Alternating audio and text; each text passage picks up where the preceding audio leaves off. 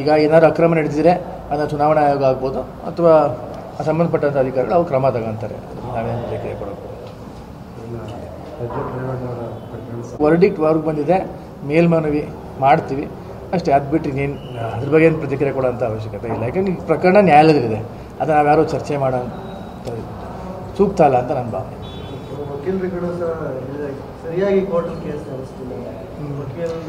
ಈಗ ನ್ಯಾಯಾಲಯದ ಪ್ರಕರಣ ಇರಬೇಕಾದ್ರೆ ನಾನು ಏನೂ ಚರ್ಚೆ ಮಾಡೋಕ್ಕಾಗಲ್ಲ ಅಲ್ವಾ, ಅದು ಸೂಕ್ತ ಅಲ್ಲ. ಈಗ ಎಲ್ಲ MLA-MLCಗಳನ್ನ ಕನ್ಸಿಡರ್ ಮಾಡಿ ಅನುದಾನಗಳನ್ನ ಹಂಚ್ತೀವಿ ಅಂತ ಹೇಳ್ತಾ ಇದ್ದಾರೆ ಮುಖ್ಯಮಂತ್ರಿಗಳು. ನೋಡೋಣ, ಈಗ ಆಡಳಿತ ಆಗ್ಬೋದು ಅಥವಾ ವಿರೋಧ ಪಕ್ಷದವರಾಗ್ಬೋದು MLA-ಗಳಿಗೆಲ್ಲ 25 ಕೋಟಿ ಕೊಡ್ತೀವಿ ಅಂತ ಮೊದಲು ಅನೌನ್ಸ್ ಮಾಡಿದ್ರು. ಅವೆಲ್ಲೂ ಆಡಳಿತ ಪಕ್ಷದವ್ರಿಗೆ 50 ಕೋಟಿ ಕೊಡ್ತೀವಿ ಅಂದರು. ಇನ್ನೂ ಅದ್ರ ಬಗ್ಗೆ ಗೊಂದಲ ಇದೆ. ಅದೇನು ಡಿಸೈಡ್ ಮಾಡ್ತಾರೆ ನೋಡೋಣ. ಯಾಕಂದರೆ ಈಗ ಅಧಿವೇಶನ ಈಗ ನಾಡಿದ್ದು ಸೋಮವಾರದಿಂದ ಸ್ಟಾರ್ಟ್ ಆಗುತ್ತೆ. ನೋಡೋಣ ಯಾವ ರೀತಿ ಅವರು ತೀರ್ಮಾನ ತಗೋತಾರೆ.